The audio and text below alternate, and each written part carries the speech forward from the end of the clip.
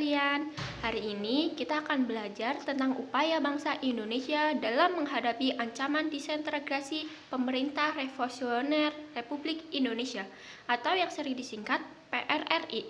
Yuk kita mulai. Pemerintahan Revolusioner Republik Indonesia atau yang sering disingkat PRRI merupakan gerakan pertentangan antara pemerintah daerah dengan pemerintah pusat yang dideklarasikan pada 15 Februari 1958. Gerakan ini didahului dengan keluarnya ultimatum Piagam Perjuangan untuk menyelamatkan negara dari Dewan Perjuangan yang dipimpin oleh Letnan Kolonel Ahmad Hussein di Padang, Sumatera Barat, Indonesia. Latar belakang pemberontakan PRRI: 1. Kekecewaan para perwira di daerah atas kebijakan pemerintah pusat seperti sentralisasi. 2. Kedekatan dengan pemerintah pusat PKI. 3. Ketidakstabilan politik pada masa demokrasi liberal. Tujuan pemberontakan PRRI yaitu untuk mendorong pemerintah supaya memperhatikan pembangunan negeri secara menyeluruh, karena waktu itu pemerintah hanya fokus pada pembangunan yang ada di daerah Pulau Jawa saja. Kemudian dengan usulan dari PRRI, yakni atas ketidakseimbangan pembangunan yang dilakukan oleh pemerintah pusat, meskipun alasannya yang dilakukan oleh PRRI itu benar, namun cara yang digunakan untuk mengoreksi pemerintah pusat itu salah. Kemudian pemerintah dituntut oleh PRRI dengan nada paksaan, sehingga pemerintah menganggap bahwa tuntutannya itu bersifat memberontak. Hal tersebut menimbulkan kesan bagi pemerintah pusat bahwa PRRI ialah suatu bentuk pemberontak. Tokoh-tokoh. Yang pertama, Letnan Kolonel Ahmad Hussein. Yang kedua, Mr. Saifuddin Prawira Negara.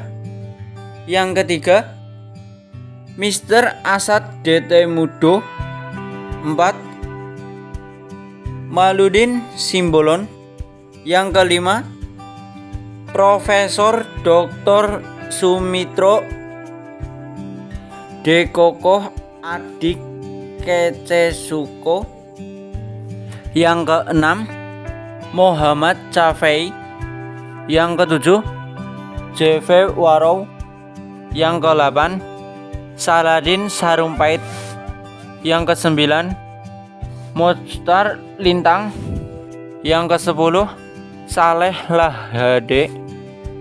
Yang ke-11, Ayah Gani Usman. Dan yang terakhir adalah Dahlan Janbek. Akhir PRRI. Pemerintah pusat menganggap PRRI sebagai bentuk pemberontak. Operasi penumpasan pun segera diluncurkan.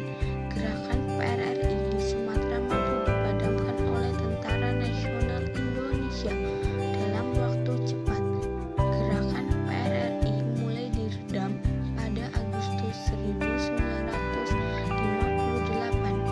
Tahun 1961, Presiden Soekarno membuka kesempatan kepada mantan anggota PRRI untuk kembali ke pangkuan NKRI dan diberikan amnesti. Akhir pemberontakan PRRI.